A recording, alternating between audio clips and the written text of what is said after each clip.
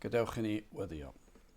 Diolch yn i ti o Dduw am y fraint eto cael dod ger dy fron i ni'n llawenhau am bob un cyfle ein bod yn gallu dod i dy bresenoldeb a hynny trwy enw a trwy heiddiannau dy fab a'n gwaredwr yr arglwydd Iesu Grist. I ni yn cyflwyno'n amser, yr amser yma i ti ac yn gofyn ti i bendithio'r amser i ddiogelu ni o Dduw i ni'n ymwybodol iawn o'r frwydr ysbrydol ac ymysodiadau'r un drwg yn dod i dynistio'r hyn sydd ohono ti ac i ddod â pethau i amharu ar yr oedfa. Ni'n gweddio bydde di'n rhwystro'r pethau hynny rhag digwydd trwy dy ryfedd nerth o Dduw. Rwy ti'n holl alluog, rwy ti'n abal i wneud yr hyn sydd y tu hwnt i'n deall ni ac felly o Dduw i ni yn gofyn y bydde di yn ein cadw ni, yn ein bendithio ni ac yn dwy'n ffrwyth y bydd enw di yn cael ei ogoneddu trwy yr hyn oll yr ydym yn ei wneud. Bendithio ni nawr agos at bob yr un ohonom i ni gofyn hyn oll trwy enw ac heiddiant ein harglwydd Iesu Grist.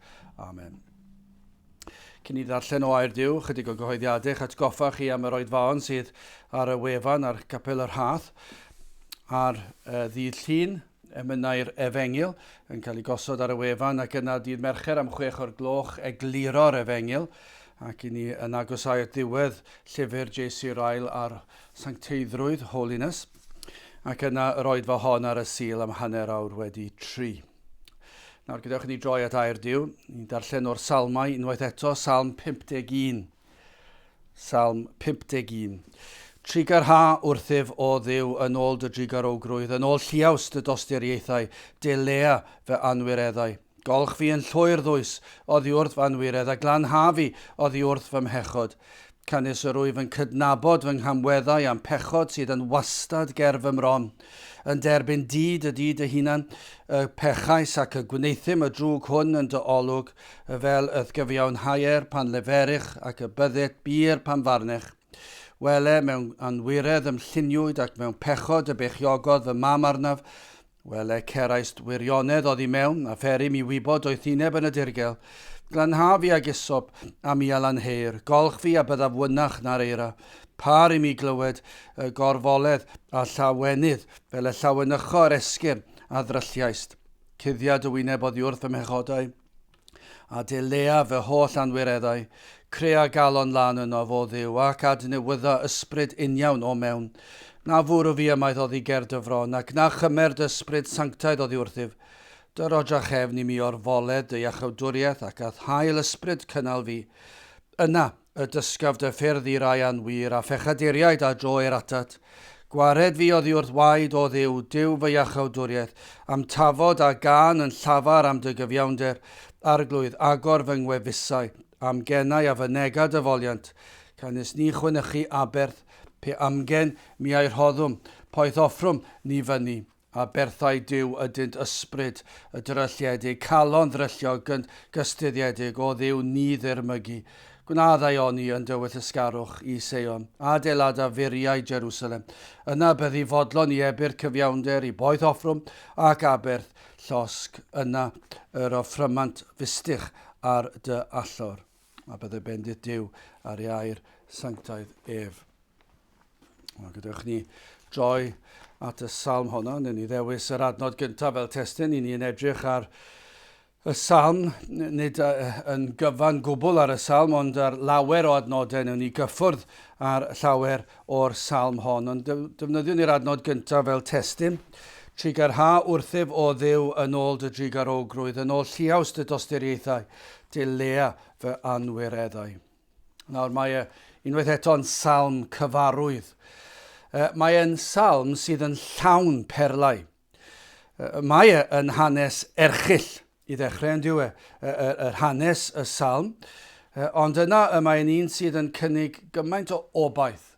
Mae'r amgylchiadau cyfansoddwyd, yr ysgrifennwyd y salm yma yn rhai triennus. Ond yna, oherwydd natur y cefndir, mae yn dod â gobaith i lawer ohonom. Mae yna obaith fan hyn i'r pechadur sydd yn ceisio. Mae yna obaith i'r Cristion sydd wedi syrthio i bechod. Yr un yw y camau. Y camau cyntaf wrth geisio a dod at Grist trwy ffydd, yr adegau cynnar hynny yn y daith ysbrydol. i ni yn dod o dywyllwch i oleuni. Fe welwn ni y camau hynny, ac yna'r camau y welir yn gyson ar hyd taith bywyd y Cristion. Yma na gan llawiau, yma na wersi i ni ddysgu yma. Fel dwedes i'n barod, hanes Dafydd yn pechu. Pechu trwy fod yn anffyddlon. Yr oedd yn eog o dineb, fe nath e odinebu gyda Bathsheba. Yr oedd yn eog o lofruddiaeth, un pechod yn aml, ond yw e wastad yn arwain at un arall, ac yna fe drefnod y byddai gŵr Bathsheba yn cael ei ladd ar faes y gad. O Salm ydyw yn llawn o ymdriniaethau Duw gyda'i bobl. I ni'n gweld y modd y mae Duw yn delio â'i bobl. Gwelwn sut y mae trwy waith yr ysbryd glân yr arglwydd yn datgelu pechod i'r unigolyn. I ni'n gallu gweld y cyfan yma. Mae popeth yn y salm yma. Sut y mae'r arglwydd yn agor llygaid yr enaid ac yn argyhoeddi enaid o bechod. A'r modd y daw pechadur i edifeirwch. Y modd y mae Cristion yn dod i edifeirwch. Gwelwn wersi yma modd caiff un colledig dderbyn iachawdwriaeth. A'r modd y daw un o blant yr arglwydd yn ôl wrth giliad. Os fi yna salm allech chi ddefnyddio ar gyfer unrhyw adeg, ar gyfer bob achlysur, dyma i chi salm. Mae yn salm i ni'n gallu defnyddio i alw ar y pechadur i ddod o'i dywyllwch i oleuni yr efengil. Mae yn salm i roi her i'r Cristion. Mae'n salm i roi'r her i'r Cristion sydd wedi hen wrth gilio ac wedi mynd i bechod yn ddwfn i bechod hyd yn oed, ac i weld bod yna obaith i'r rhain ni hefyd.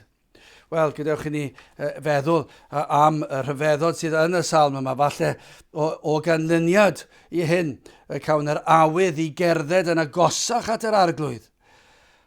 Bod y salm yma, pethau sydd yn dod i feddwl, geiriau sydd yn dod i feddwl. Argyhoeddiad, dyheuad, syched, cri am faddeuant, ffydd, rhyddhad, llawenydd. Allech chi feddwl am fwy o eiriau, siwr o fod. Dyna rai i chi, dyna ddetholiad o eiriau gwerthfawr iawn yn bywyd y ceisiwr a'r saint. Geiriau o ddisgrifio profiadau pob Cristion. Mae pob Cristion yn profi'r geiriau yma yn ei bywydau wrth ddod i gredu ac arberer undod bywyd. Felly, yn gweddi y bydd yr ysbryd glân yn gweithio heddi, fel y gwnaeth y mywyd Dafydd. Y bydd y geiriau yma, argyhoeddiad, dyheuad, syched, cri am faddeuant, ffydd, rhyddhad, llawenydd. Y bydd rhai o'r rhain yn cael ei brofi heddiw, neu pa bynnag bryd y bydd rhywun yn gwrando ar y geiriau yma, ar y salm yma. Wel, yn gyntaf gadewch ni edrych ar maddau pechodau. Yna mwynhau iachawdwriaeth ac yna'n drydydd mynwesu llawenydd. Felly gyntaf, maddau pechodau.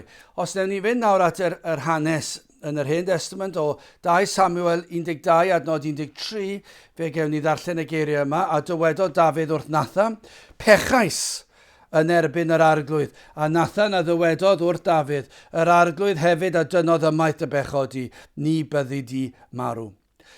Nawr, dyma yw canlyniad, dwi wedi mynd at ddiwedd y darn sydd yn disgrifio yr hyn ddigwyddodd, a dyna yw canlyniad gwaith yr ysbryd glân, gwaith yr holl alluog, pan i fod yn agor llygaid enaid i weld i pechod. Rhywbeth gallwn ymdrechu wneud falle am flynyddoedd i berswadio'n hunan neu perswadio pobl eraill i weld difrifoldeb pechod. Falle bod gyda ni rhai annwyl i ni sydd yn dewis llwybrau'r byd a phechadurus ac yn triol i perswadio nhw ac yn trio dweud wrthyn nhw am eu ffyrdd nhw. Ac wrth gwrs mae yna le i hynny, does neb yn gwadu'r ffaith bod yna le gyda ni i fyw bywydau sanctaidd o flaen pobl, am yr arglwydd gallu defnyddio hynny, neu i drafod gyda pobl, i berswadio nhw, i bledio gyda nhw. Ond i ni'n gwybod, dyw hwnna ddim yn mynd i weithio ond i bai fod yr arglwydd ar waith. Ond mae dal cyfrifoldeb dyn ni, ond dim i roed o'r holl bwysau ar hynny. Mae yna rhai eglwysi yn meddwl, mae'n mynd allan o'r ffordd i ddweud o'r cymdeithas ac i bregethu am foesau ac i ddweud pa mae'r rhai pethau'n anghywir a sut dylsyn ni fod. Ond i ni'n gwybod nid dyna sydd yn mynd i agor i llygad nhw. Allech chi treulio oes cyfan yn perswadio pobl. am eu pechod nhw. Ni'n cofio clywed am gyfnodau ddiwygiad ac ar ymgyrch y ddirwestol yn perswadio pobl i beidio yfed y ddiodfeddol. A beth oedd yn aml yn cael ei ddweud, beth na diwygiad mewn un diwrnod, byddai blynyddoedd degawdau o waith dirwest yn methu a'i gyflawni. Bydden nhw ddim wedi gallu perswadio pobl i roed y ddiodfeddol i fyny ac yn dangos y trwbl sydd yn dod oherwydd ni. Ond mae un diwrnod o ddiwygiad. Ac yn yr un ffordd allwch chi fod yn trio perswadio. Wrth gwrs, dydyn ni ddim yn dweud nad oes na le i hynny. Ond beth i ni yn dweud yw, yr unig ffordd y mae rhywun yn mynd i weld i pechod yw pan fod yr arglwydd ar waith. A be ni wedi gweld yn yr adnod 13 fan hyn yw canlyniad gwaith yr ysbryd glân. Yr ysbryd glân yn gweithio, yn agor llygaid yr enaid. A pa mae hwnna'n digwydd, mae'r pechadur yn gweld yn syth yr hyn yw e. Dafydd heb i weld yn syth na ddo. Mae'r darn yma yn 2 Samuel yn disgrifio'r peth i'r dim. Yr oedd Dafydd yn euog o lawer o bechodau ac rai erchill os ni'n gallu disgrifio hynny. Ond welodd ohonyn nhw. I ni'n gweld beth ddigwyddodd gyda Nathan. Os wnawn ni ddarllen, na i ddarllen 2 Samuel 12 adnod 1-6. Dwi yn ymwybodol wrth ddarllen darnau mae e'n gallu bod yn anodd i wrando. Falle os oes Beibl ganddoch chi i ddarllen y geiriau o'ch blaen chi. Hefyd mae'n haws i ddeall y cyd-destun trwy wneud hynny. 2 Samuel 12 adnod 1-6. A'r arglwydd anfonodd Nathan at Dafydd ac efe a ddaeth ato ef ac y ddywedodd wrtho 2 ŵr oedd yn yr un ddinas. Y naill yn gyfoethog a'r llall yn dlawd. Gan y cyfoethog yr oedd llawer iawn o ddefaid a gwartheg. A chan y tlawd nid oedd dim ond un oenig fechan. Yr hon a brynasau efe ac afagasau. A hi ac yn addasau gydag ef a chydau blant o'i damaid ef y bwytau hi ac o'i gwpan ef yr yfau hi ac yn ei fynwes ef y gorweddau hi ac yr oedd hi iddo megis merch. Ac ymdeithydd a ddaeth at y gŵr cyfoethog, ond efe arbedodd gymryd o'i ddefaid ei hun ac o'i wartheg ei hun i arlwyo i'r ymdeithydd a ddeithau ato, ond efe a gymerth oenig y gŵr tlawd. Ac a'i paratodd i'r gŵr a ddeithau ato, a di gofain Dafydd a enynodd yn ddirfawr wrth y gŵr. Ac efe ddwedodd wrth Nathan, fel mae byw yr arglwydd, eog o farwolaeth yw y gŵr, a wnaeth hyn. A'r oenig a dal efe adref yn 4 dyblyg oherwydd iddo wneithio'r y peth hyn ac nad arbedodd. Mae yn beth erchill, yn dyw y sefyllfa roedd Nathan yn ei ddisgrifio, darlun, mwyn i Dafydd weld beth oedd e wedi wneud. Y darlun erchill yma, dyn cyfoethog, ffarmwr cyfoethog, llawer o ddefaid, ac yna gŵr tlawd yn edrych ar yr un oen fach oedd ganddo ac yn ei fagu fel plentyn iddo. Ond bod yr un cyfoethog pan wrth achos i gynnal gwledd yn mynd nid oedd ddefaid ei hun, ond yn mynd ar yr unig un oedd gan yr un tlawd a lladd yr oen ar gyfer y wledd. Mae'n ofnadw, byddwch chi'n meddwl, sut gall unrhyw un wneud y fath beth? Mae mor dris pan nad oes golwg o bechod gan bobl. Doedd Dafydd ddim yn ei weld. Doedd e ddim wedi weld yn y lle cyntaf, gallwch chi ddweud fan hyn, doedd e dal wedi weld e. Ond yna, fe dath neges gan Dduw. Ac ath y neges i galon Dafydd, adnod 7 ymlaen o'r un benod. A dywedodd Nathan wrth Dafydd, ti yw y gŵr. Fel hyn y dywed arglwydd yw Israel, mae fi a ddeneiniais di yn frenin ar Israel, mae fi hefyd a waredais di o law Saul. Rhoddais hefyd i ti di yr arglwydd, a rhoddais hefyd i ti di dy arglwydd, a gwragedd dy arglwydd yn dyfynwys, a mi aroddais i ti di Israel a Juda, a pher hi fychan fi asau hynny, mae fi arhoddaswn i ti fwy o lawer. Paham ydy'r mygaist air yr arglwydd, i wneithio'r drwg yn ei olwg ef. Yw'r eias yr hethiad, a drewais di ar cleddyf, a'i wraig a gymerais i ti yn wraig, a thiau lleddais ef a chleddyf meibion Amon. Dyna i chi erchill. Mae'n hanes ofnadw yn diwe, ac o un fel Dafydd hefyd. Ac yna fe ddath yr argyhoeddiad o bechod. Fe welodd Dafydd ei bechod am yr hyn ydoedd. Mae'n ei ddeall. Mae'r arglwydd wedi gweithio, mae'r ysbryd glân wedi agor I lygaid.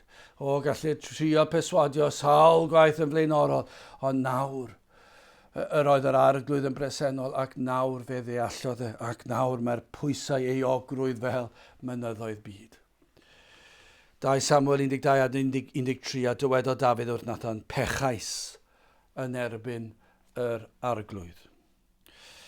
Pan fod yr arglwydd ar waith, mae yn gyffroes yn diwedd. Mae ni'n gweld o ganlyniad I weld I bechod ac o ganlyniad iddo gyffesu fe ddath maddeiant pechodau. Dyna I chi'r wers gyntaf ni'n gallu dysgu omdriniaethau Duw gyda'i bobl, gyda pechaduriaid. Pa mae'r ysbryd yn dangos y pechod a pa mae yna ediferwch a pa mae yna chyffes, mae yna faddeiant. Nad yw yr arglwydd yn troi ymaith yr un enaid sydd yn edifarhau. Pan mae'r arglwydd yn agor llygaid enaid I weld I pechod ac yn peri ei ogrwydd ac yn peri edifeirwch a'r awydd I ddod at yr arglwydd Iesu Grist. Yna beth ni'n dysgu tro'r o tro yn yr ysgryth, bob tro yn yr ysgrythyr, nad yw yr arglwydd yn troi yr un enaid I ffwrdd. Does dim un enaid erioed wedi cael ei troi ffwrdd. Os oes na unrhyw enaid yn honi'r fath beth, gwrandewch ar ei disgrifiad nhw, a fe fyddwch chi yn dod I ddarganfod yn gyflym iawn nad oeddent yn edifar, nad oeddent yn ceisio'r arglwydd a'i holl galon, nad oedd yr eogrwydd fel mynyddoedd byd. Mae rhyw fath o deimlad, falle maen nhw wedi cael ei dal allan ac yn teimlo tipyn bach o gwylydd ac embaras, ond oedd ddim yn argyhoeddiad o bechod. Ac felly, maen nhw'n gallu dweud, digwyddodd dim byd, nes I alw yn faddeuad, ond dim y math yma o beth oedd e. Doeddech chi ddim wir o ddifri. Ond pan mae'r arglwydd yn agor y llygaid ac yn dangos eich pechod ac I chi'n teimlo'ch pechod, yna beth I ni yn gwybod wrth droi at yr arglwydd, does dim un yn cael ei troi ffwrdd. Dyna chi gysur I enaid sydd yn ceisio iachawdwriaeth ac hefyd i'r gwrthgiliwr. I ni'n gwybod, i'r gwrthgiliwr, mae'n gwybod, mae'n di brofi fe unwaith yn barod wrth ddod at Iesu Grist am y tro cyntaf, a mae'n gwybod pa mor drigarog yw'r arglwydd ac anheiddiannol I ni, hyd yn oed fel I blant, pa mor anheiddiannol I ni, gan wedi profi gymaint ac wedi mynd I bechu, ond I ni'n gwybod fod e'n drigarog. Trigarhawr ef o ddiw, adnod 1, yn ôl dy drigarogrwydd, yn ôl lliaws dy dosturiaethau, Dilea fy anwireddau. Mae'r dyheuad yma am drigaredd oherwydd ymwybyddiaeth o ddifrifoldeb I bechod. Mae am i'w bechod gael ei ddileu. Pan dwi'n meddwl am ddileu, sut allwch chi disgrifio ddileu? Dyma beth yw awydd yr un sydd yn ceisio iachawdwriaeth ac hefyd yr un sydd wedi profi ac wedi syrthio I bechod. Mae yna rhywbeth am bechod ond mae'n gadael ei farc. Mae fel yn yr ysgol pan oedd y plant yn ysgrifennu gyda pensil. Falle neud llun mewn gwers yn yr ysgol ac yn dweud oedd y plant nawr dwi am I chi dynnu llun gyda pensil, ond byddwch yn ofalus. Achos oedd rhai plant yn meddwl, os ni'n dynnu pensil, mae'r rwbwr yn ddefnyddiol iawn I gallu cael gwared ar gamgymeriadau. Ond yn aml, o'n i'n dal papur I fyny ar plant ac yn dangos nhw, drwchwch ar y llun yma, dwi wedi rwbio'r pensil I ffwrdd. Ond chi dal yn gallu gweld y llun.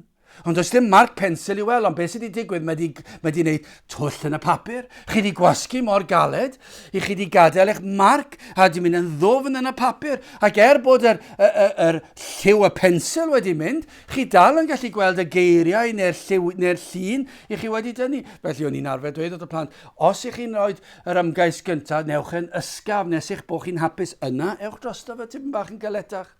Neu falle gyda pren, falle bod yna rhyw farc ar pren, I chi roed I gweld rhyw marc ar pren a chi'n meddwl bod chi eisiau gwneud e neis ac a'i liwio fe neis, ond cyn bod chi'n gallu gwneud yna, mae rhaid chi cael papur tywod a gwasgu'r pren a rwbio'r pren mwyn mynd lawr, a mae'n cymryd oriau I cael gwared ar marc pan mae yna linell trwyddi. Felly da pechod, ond nid yw pechod yn gadael marc. A dyna beth I ni'n gweld fan hyn, yw mae pechod yn gadael marc. Mae pechod, mae wedi cael ei ddisgrifio yn gallu achosi cysgod hir. Dyw pechod ddim yn digwydd a dyna fe. Mae yna goblygiadau, mae yna ganlyniadau i bob un o'n pechodau ni. Ac mae yna dristwch, mae yna dreialon, mae yna pob math o bethau yn dod o ganlyniad i bechod, a mae'n gallu effeithio nid un, mae'n gallu effeithio llawer ond diwe, mae'n gallu effeithio nifer fawr o bobl.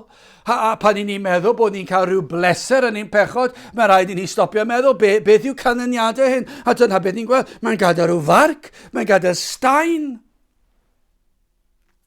Ond beth ni'n gweld fan hyn, y mae Duw yn abal i ddelio â phob pechod. Fe all ddelio ag euogrwydd pechod. Mae'n gallu mynd lawr a dileu y pechod. Ac yng ngolwg Duw nad oes pechod i'w weld. Dyna beth mae'n gallu wneud. Mae ei waed mor bwerus, mae'n gallu golchi'r staen dyfnach i ffwrdd. Y marc fwyaf erchyll, y cysgod hyra posib. Mae'n gallu delio fe yng ngolwg Duw, a mae'n gallu cael gwared o mewn llwyr. Golch fi adnod 2, golch fi yn llwyr ddwys oddi wrth fanwired, a glynha fi oddi wrth fy mechod. Mae wedi gweld bryntni bechod gymaint. Mae wedi gweld y difrifoldeb, mae wedi gweld y pechod yn camu ar y to yn y lle cyntaf, ac yn edrych ac yn gwybod beth wedi gweld Bathsheba, ac yn gwybod y sefyllfa beth wedi wynebu, ac yna mae'n gwybod bod y trefnu cwrdd â Bathsheba, a bod y cynllunio yna, bod hwnna'n fochedd ac yn bechaderus, ac yn arweithred o dineb, ac yna'r cynllunio i ddelio gyda'i bechod wedi hynny, ac yna'r llofruddiaeth ei hun. A beth mae hwnna'n neud? Mae un yn arwain y llall, ac mae fel mynydd, ac mae'n teimlo'r pwysau. Pam bod yn teimlo'r pwysau? Mae'r ysbryd glân di dangos y pa mor frwnt yw pechod. Ond nid yw'r geiriau yma'n dangos mae gwaith o Dduw y doedd yn ei galon. Ni'n gweld fan hyn, mae gwir ar gyhoeddiad o bechod sydd fan hyn. Fe wel ei bechod am yr hyn y doedd. Nid yw'n ceisio lliwio'i bechod. Dyna i chi arwydd bach. Pa mae rhywun yn ceisio lliwio'r pechod chydig bach yn fwy lliwgar ac yn fwy derbyniol a ddim o'r wael ac oedd e wedi'r cyfan. Dyw Dafydd ddim yn ceisio esgusodi hunan. Nid oes na lawer yn ceisio esgusodi a cyfiawnhau ei hunan. Llawer yn rhoi bai ar rhywun arall ar amgylchiadau, dwi ddim yn neud hynny fan hyn. Dwi ddim yn cwyno am y gosb hyd yn oed. Mae'n galw i bechod yr hyn ydyw pechod anwiredd. Nid enghraifft o euogrwydd wedi cael ei ddal ydyw. Nid dyna beth yw e. Petai e ddim wedi cael ei ddal, beth wedi cael ei ymlaen. Na, dim dyna beth sydd fan hyn. Mae e wedi cael ei ddal, do, mae hwnna'n wir. Ond beth sydd yn fan hyn yw, mae wedi profi ar gyhoeddiad. Mae'n amlwg yn waith ysbrydol. Y drydydd adnod, canis yr wyf yn cydnabod fy nghamweddau am pechod sydd yn wastad ger fy mron. Dwi ddim yn cynllunio ail ymweld â'i bechod y cyfle cyntaf a gaif. Dwi ddim yn dechrau breuddwydio am gyfle i wneud rhywbeth tebyg to. Mae wedi gweld ei bechod ac mae e'n brifo ac mae e'n pwyso'n drwm ar ei enaid. Mae'n ei weld y flaen e trwy'r amser, dwi'n gallu osgoi'r peth. Mae wedi deall. Ei fod wedi pechu yn erbyn Bathsheba, mae'n gwybod hynny. Mae wedi deall bod wedi pechu yn erbyn ei gŵr hi. Ond mae wedi deall yn bennaf ei fod wedi pechu yn erbyn Duw, yn erbyn cyfraith Duw, yn erbyn cariad Duw, yn erbyn trigared Duw. Mae gwel yr hyn oedd y camwedd fwyaf. Yn dy erbyn di adnod 4, yn dy erbyn di. Dy di dy hunan y pechais, ac y gwneithym y drwg hwn yn dy olwg, fel yth gyfiawn heir pan leferych, ac y byddyd bir pan farnech. Mae di deall i, dwi ddim yn dadle, dwi ddim yn dweud dyw'r farn ddim yn deg, dyw'r gosb ddim yn deg. Be mae'n dweud, dwi'n heiddi'r gosb eithaf, dwi'n heiddi bob beth sydd yn dod ar fy nhaws i. Dwi ddim yn heiddi dim, dwi ddim yn heiddi trigaredd, a mae di dweud, dwi di pechu yn erbyn rhain do, ac yn erbyn fy nheulu do, ond be mae'n dweud, dwi di pechu yn erbyn di. Dwi wedi torri dy gyfraith di. Ofnadwy yw pechod. I bechu yng ngolwg Duw. Yr un sydd yn gweld ac yn clywed bob dim. Hyd yn oed os na chewch i'ch dal. Hyd yn oed os oes na rhywun sy'n gwrando sydd wedi pechu. Ni gyd wedi pechu.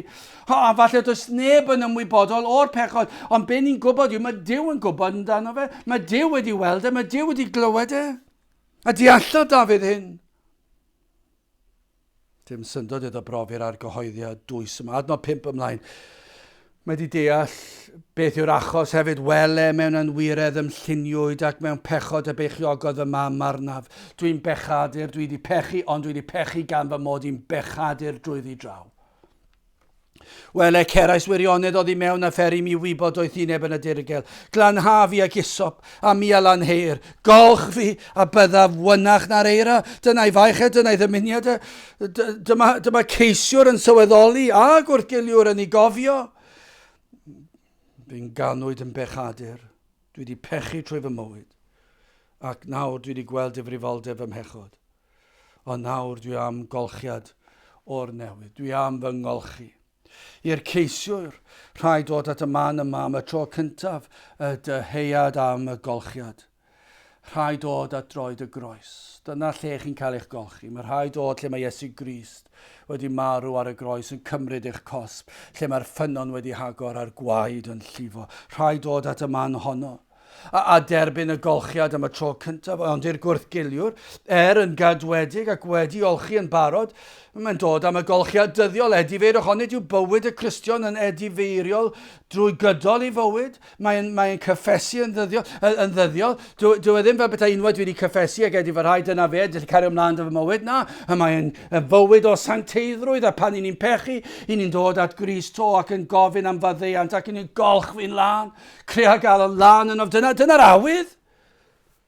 Glanhafi, dwi wedi gweld fy mrynt ni. Mae am yr ymwybyddiaeth o faddeuant.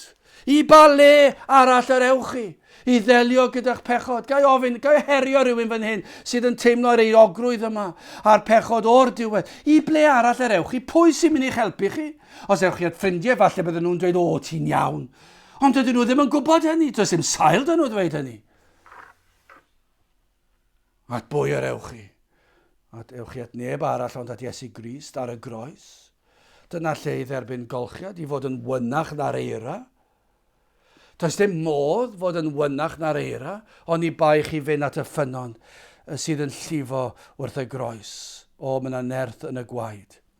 I olchi'r staen gweithaf. O, i ni yn aml yn dydyn ni yn ffeindio fe'n anodd i fadde'n hunan am bechodau ni wedi wneud. Ond beth i ni hefyd yn gwybod y mae'r arglwydd yn gallu golchi'r staen ddiaf. Y mae'n gallu'n golchi ni'n wynach na'r eira. Dyna'r addewid. Dyna beth mae gair Duw yn dweud. Mae'r ffynon yno.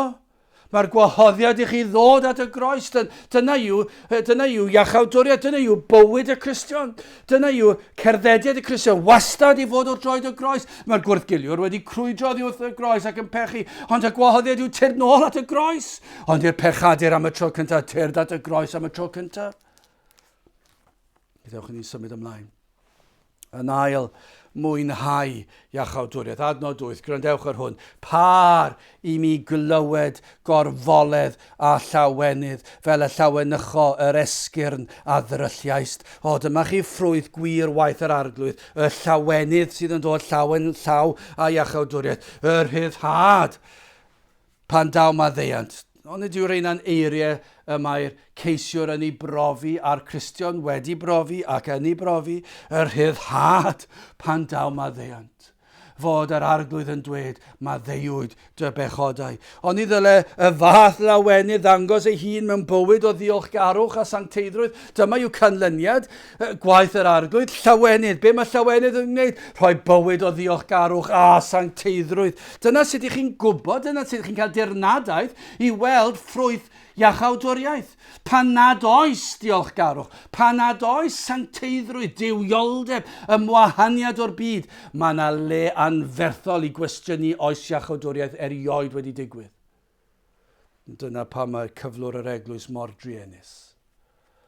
Mae'r chwarae o gwmpas sydd yn digwydd mewn eglwysi heddi yn arwydd truenus, brawychus, nad oes gwir brofiad o sancteiddrwydd Duw wedi gael. Mae purdeb Duw yn dangos ein pechod am yr hyn ydyw. Ac pan mae'r pechadur yn profi maddeuant y pechodau, mae yna ddiolchgarwch, mae yna lawenydd, mae yna ddyheuad i fod yn sanctaidd. I wybod bod ein pechodau wedi hoelio yn gyfan gwbl i'w groes ef. I wybod fod pob un pechod wedi golchi, pob stein wedi golchi yn llwyr lan. Dyma'r fath lywenydd adnod 10, creu a galon lan yno fo Dduw, ac adnewydda ysbrydunion o mewn. Dyma chi awydd y ceisiwr am y tro cyntaf, ond hefyd y gwrthgiliwr am ei deimlo o'r newydd.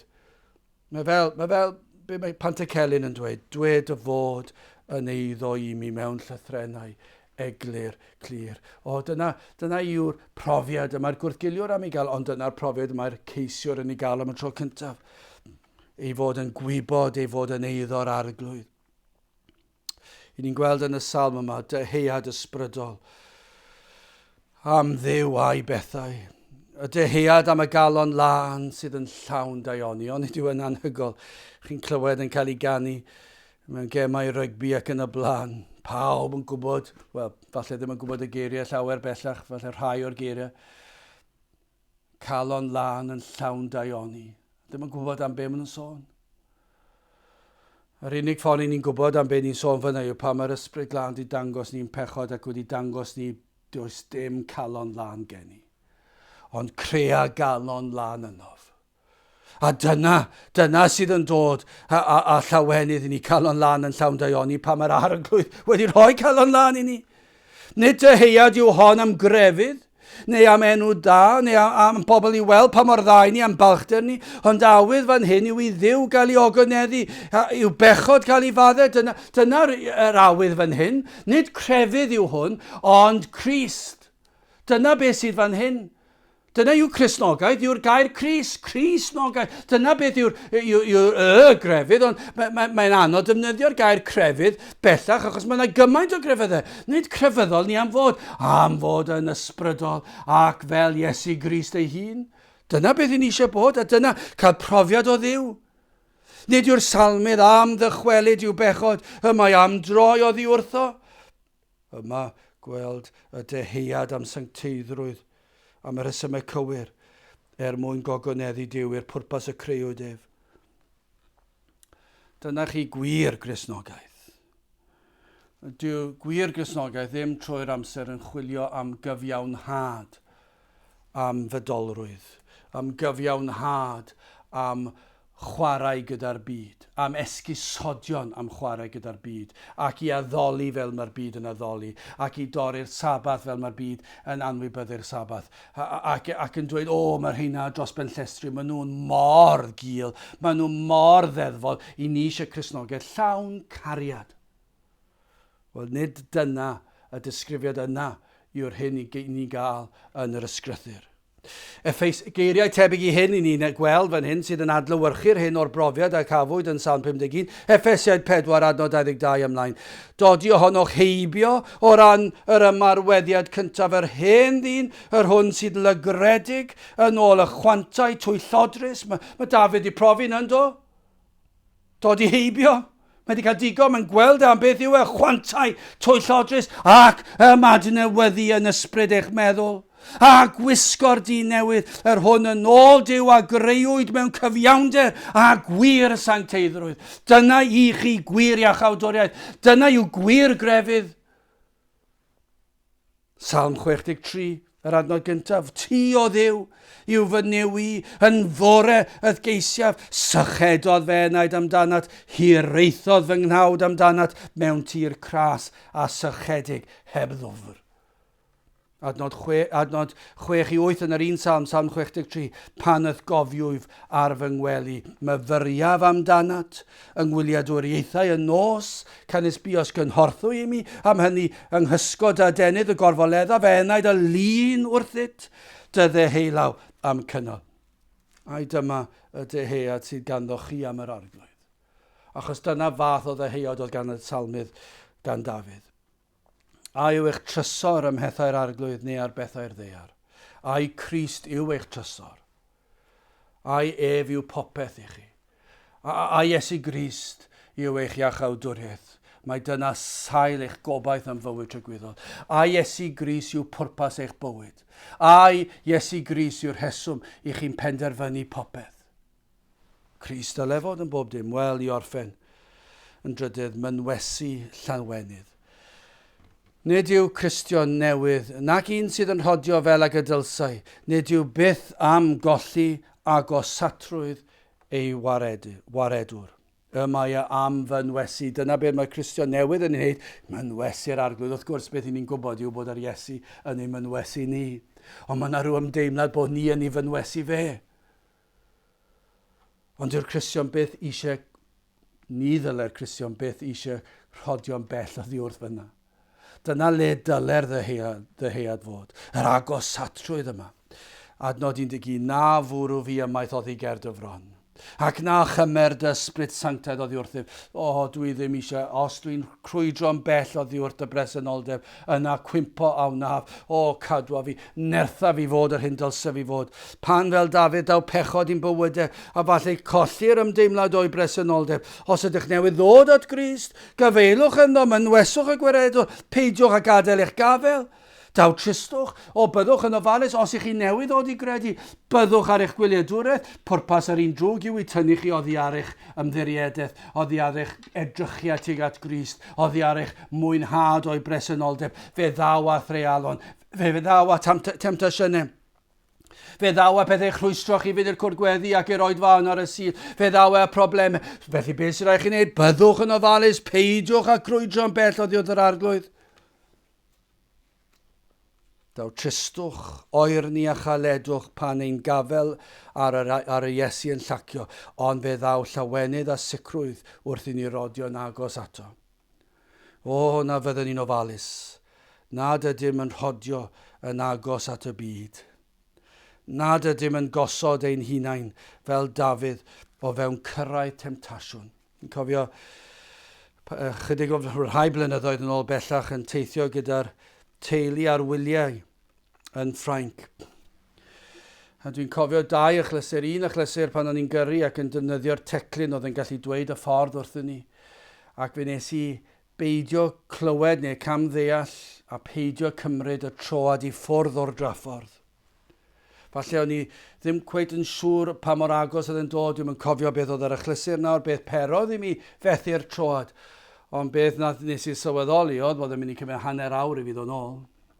Achos oedd yn cymryd tua 15 munud ar y draffordd yn Ffrainc. Cyn i fi ddod at y troad nesaf oddi ar y draffordd, ac yna roedd rhaid fi fynd nôl i'r ochr arall a dod nôl. Mwyn bod yn y lle cychwynnol. Dyna chi amser nes i wastraffu, dyna chi rybydd. Dyna chi rybydd o blynyddoedd sydd yn gallu cael ei wastraffu pa mae'r Cristion newydd, Cristion eiddfed hyd yn oed yn ymdrybeiddi mewn bydolrwydd a phechod. Ni'n gallu gwastraffu blynyddoedd o wasanaeth. Ac yn yr un ffordd o na ddarlun arall, mi'n cofio eto'n gwrando ar y teclyn yma, ac mi roeddwn ni ar y gylchdro anferthol yma ar bwys Pont y Normandy. Ac o'n i wedi bod arno fe blynyddoedd yn ôl, mae'n bont anhygol. Ond oeddwn ni ar y diwrnod yma ddim eisiau mynd ar y bont. Achos o'n i'n mynd drwy gyfeiriad arall. Ac o'n i newydd bod yn ofalus yn y tref lle buon ni. Ac ddim yn gwario gormod o arian, yn trio cadw'r arian. Wedi ddim cael gormod o paneidio coffi a rhannu'r diod o coc neu beth bynnag oedd gyda'r plant. A falle cael 2 trwng 4 neu beth bynnag. Ac o'n i'n ofalus iawn. Ac yna'n teithio nôl i lle bynnag yn un aros ac yn mynd ar y gylchdrodder. Teclyn bach yn dweud y ffordd wrth ei gymryd y 4 tro. Ac felly gymerus i'r 4 tro. Mae'r rhaid bod yr teclyn yn anghywir yn dweud ddim yn sylweddoli bod yna 5 tro neu fy mod i wedi cyfri'n anghywir, ond beth bynnag oedd fe nes i fynd am y toll ar Pont y Normandy. O'n i o dim modd i mi droi nôl. Wel, dwi'n ddim yn lot. Bant o'r bont a nôl y ffordd arall. Dim problem. Nes bod chi'n sylweddoli bod rhaid mynd trwy tollau ac roedd rhywbeth fel 15 euro. Dwi'n yn cofio beth oedd ar y pryd. Ac yna sylweddoles i 15 euro pan o'n i ar yr ochr arall. Felly roedd rhaid i dalu 15 euro i fynd draw ac mwyn dod nôl, roedd rhaid i fi dalu 15 euro arall. Ar ôl arbed arian trwy'r dydd a'r peidio gwario ar coffi a diodydd oer ar ddiwrnod poeth. Wariais i 30 euro gan i mi wneud camgymeriad fach yn fy marn i. Y camgymeriad falle oedd mod i ddim yn gwrando ddigon, ddim yn canolbwyntio ar y cyfarwyddiadau, ddim yn edrych yn ddigon manwl ac yn breuddwydio a ffwrdd â fi a fe gostiodd yn ddrud i ni. Wel, mae hwnna'n ddim byd, ond yn ysbrydol. Dyna i chi ffwl y bu o Dafydd, a dyna ffyliad i ni gyd wedi bod. Fe ath Dafydd yn gwybod na ddyle fe wedi mynd ar y to, ond fe bechodd e. Ac i'r Cristion, mae rhaid i ni fod yn ofalus i peidio chwarae unrhyw bechod lawr, unrhyw temptasiwn lawr, i fod ar ein gwyliadwraeth. Ac wrth dweud hyn, mae rhaid ni ofyn, Dduw, helpa fi yn hyn, dwi'n wan. Diogela fi, hyd yn oed ar ôl pregethu pregeth fel hon, fi rhaid i chi ofyn, rhaid i ni gyd ofyn, Dduw, am ddiffynna ni, diogela ni rhag ymysodiadau ni'n drwg, a'r temptasiynau yn dod ar ein traws ni, achos fe fydd yn ceisio ein tynnu ni oddi ar y llwybr, i ni golli'r neges, colli un oedfa, o chi'n dweud, un tro ar y cylch dros, dim ots nag oes mots, mae'n adio oriau ar eich taith, mae'n costio wrth groes i'r bont. A dyna be mae pechod yn ei wneud. Peidiwch a meddwl mae pechod fach yw i. Mae'n anfon cysgod pell. Mae'n astayn, ond eto gyd, be mae'r salmydd wedi deall? Mae salm wedi deall, dwi ddim eisiau pechu fel na to, dwi ddim eisiau gwneud e pam, mae'n brif o farglwyd pam, mae'n llawn trigaredd. Na fyddwn ni'n dysgu'r gwersi am ddifrifoldeb pechod, ac effaith a chanlyniadau pechod. Ac i sylwi gwerth iachawdwriaeth a gwerth cerddediad agos gyda'r arglwydd. 12 o drachefnu mi o'r foledd dy iachawdwriaeth. Ac ath hael ysbryd cynnal fi y gorfoledd yma yn yr arglwydd Iesu Grist. Dyna lle ni eisiau bod. A doedd ni'n digri yna dysgaf dy ffyrdd i rai anwir a phechaduriaid a droi'r atat o ganlyniad i hyn, fe allwn ni dystio iddo.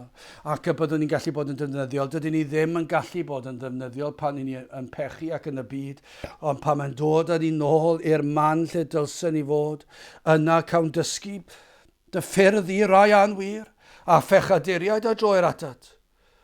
Ac o ganlyniad, i ni'n gweld adnod 14, gwared fi oddi wrth waed o Dduw. Duw fy iachawdwriaeth, am tafod a gan yn llafar am dy gyfiawnder. Pan mae maddeuant yn dod, i ni'n diolch iddo. Mae yna faddeuant. Ac mae yna faddeuant llawn. Mae'n maddau pechodau'r gorffennol, presennol a'r dyfodol. Ond beth sy'n arbennig, nid yw'r Cristion yn defnyddio hwnna i esgusodi pechodau. Na, mae'n achos o dristwch pan yn pechu, ond yn achos o lawenydd pan yn cael ei faddau. Arglwydd adnod 15, na ddarllen yr adnodau olaf y Salm. Arglwydd agor fy ngwefusau. Am gennau a fynegad y foliant, canes ni chwynychu aber, pe amgen, mi ai roddwn poeth offrwm ni fyny. A berthau Duw, dyma cymeriad y Cristion. A berthau Duw ydyn ysbryd drylliedig, calon ddryllio, gystyddiedig o Dduw ni ddirmygu, gwnaddau oni yn dywell ysgarwch i Seion, adeilad a furiau Jerusalem. Yna y byddi fodlon i ebyr cyfiawnder, i boeth offrwm ac aber llosg, yna'r ffrymant fustych ar dy allor. Na fyddwn ni fel mae'r arglwydd Iesu Grist am i ni fod. Na byddwn ni'n fwy tebyg iddo fe. Ble ni'n sefyll heddi? Os ydych chi'n golledig, ond wedi teimlo y pwysau i'r euogrwydd fel mynyddoedd byd. Wel, y cyngor sydd i roed i'r pechadur colledig yw i ddod at Grist, ac i sylweddoli fod yn drigarog, ac i bwyso arno ef. I'r gwrthgiliwr, dewch at Grist. I ni'n gwybod y croeso bydd, mae'n llawn trigaredd.